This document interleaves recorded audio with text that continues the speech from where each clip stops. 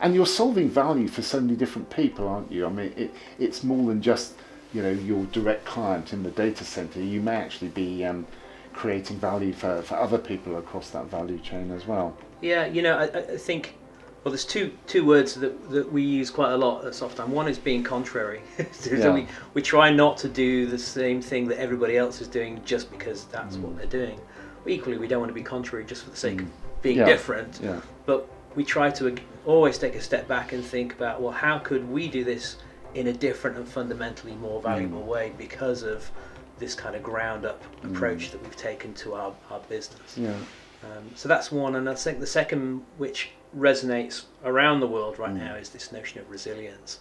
How do I both create a resilient business, or how do we create a resilient business for SoftIron, but also how can we create an architecture that enables our customers to be more resilient, and whether that's helping develop skills locally, having local supply chains and building up domestic resilience in different markets, or in building what are now called sovereign clouds, for example. So where you can create a cloud infrastructure where you can control it locally and audit it and create assurances around the data security and where that data is being held.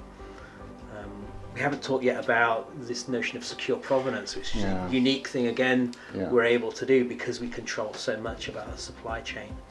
Where for those customers,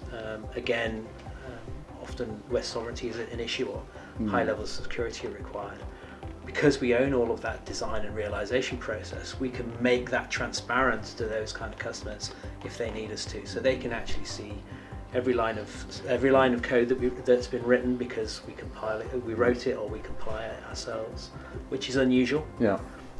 They can see the design of the product.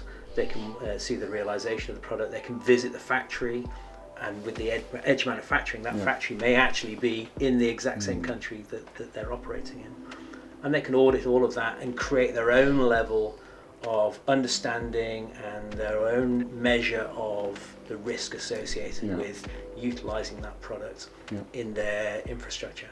And that's again unique. Nobody else can do that because no one else is taking this fundamental approach to designing the product or to designing the business. Yeah, we hadn't talked about that. I mean, pre-COVID, I was at a Bank of England meeting, and from their perspective, they said the two key risk drivers for this decade were cybersecurity and climate change. So it seems to me that you're very much in the sort of crosshairs of those issues.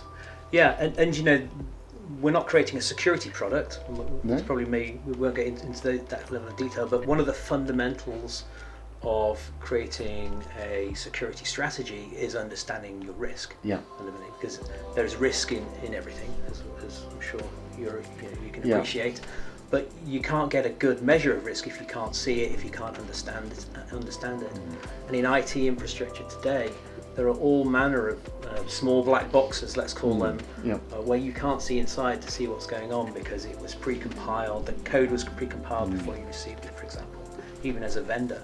So vendors who are building products similar to the ones that we create can't give that level of assurance because even they don't know what's in the software that's running inside their boxes oftentimes.